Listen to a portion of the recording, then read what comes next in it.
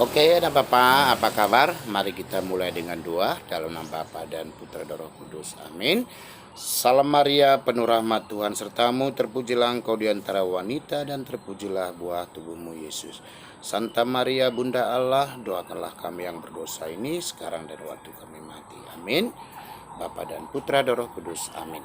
Nah, hari ini saya mau memberi keterangan tentang sakramen tobat, ya, halaman 93.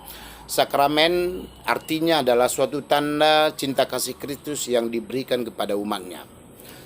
Suatu tanda, ya. Nah, salah satu sakramen tobat. Nah, perlu saya jelaskan sebentar.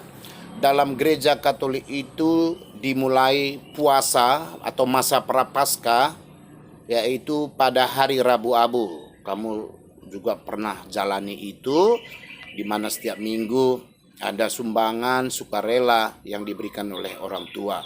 Tapi ini mungkin dalam tatap muka mungkin belum ada berita itu.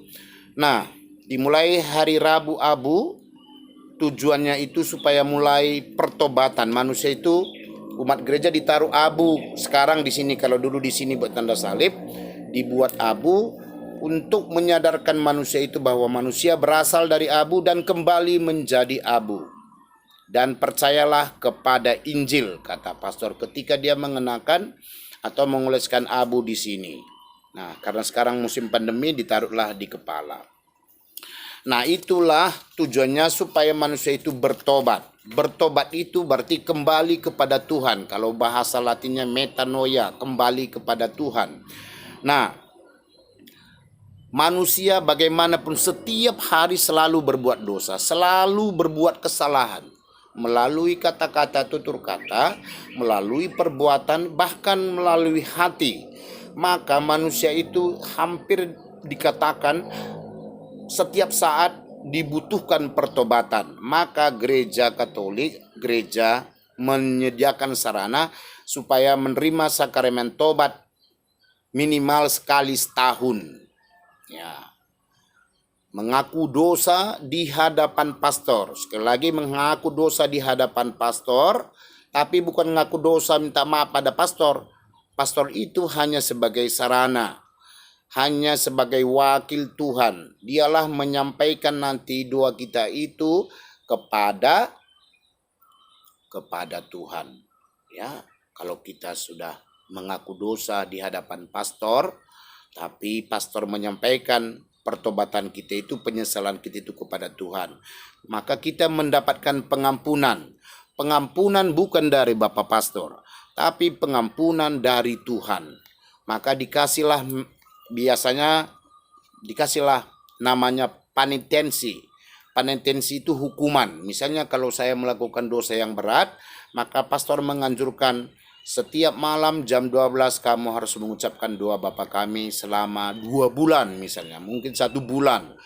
Itu tergantung dosa kita apa hukumannya. Ya, jadi bukan ngaku dosa enak, lempeng aja setelah ngaku dosa selesai. Ada hukumannya. Bertobatlah atau kembalilah kepada Injil, seperti itu.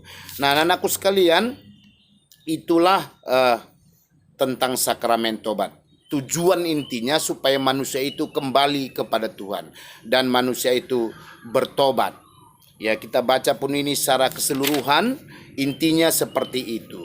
Dan ada doanya. Ya, saya harap ini di halaman 98 ada doa tobat di sana. Saya mengaku kepada Allah yang Maha Kuasa dan kepada saudara sekalian bahwa saya telah berdosa dengan pikiran dan perkataan, dengan perbuatan dan kelalaian. Saya berdosa, saya sungguh berdosa. Oleh sebab itu saya mohon kepada Santa Perawan Maria, kepada para malaikat dan orang kudus, dan kepada semua saudara sekalian supaya mendoakan saya kepada Allah Tuhan kita. Nah, ini nanti pertemuan selanjutnya menjadi tugas ini, yang menjadi tugas dihias yang bagus-bagus dan usahakan itu dihafal, ya. Jadi pertemuan hari ini hanya ini supaya kamu tahu bahwa pelajaran hari ini tentang sakramen tobat itulah tujuannya. Supaya manusia bertobat, kembali kepada Tuhan, mengakui kesalahannya, menyesali perbuatannya, dan berusaha untuk menjadi yang lebih baik. Oke, terima kasih. Sehat selalu, aku penuh semangat. Mari kita tutup dengan tanda salib aja. Bapa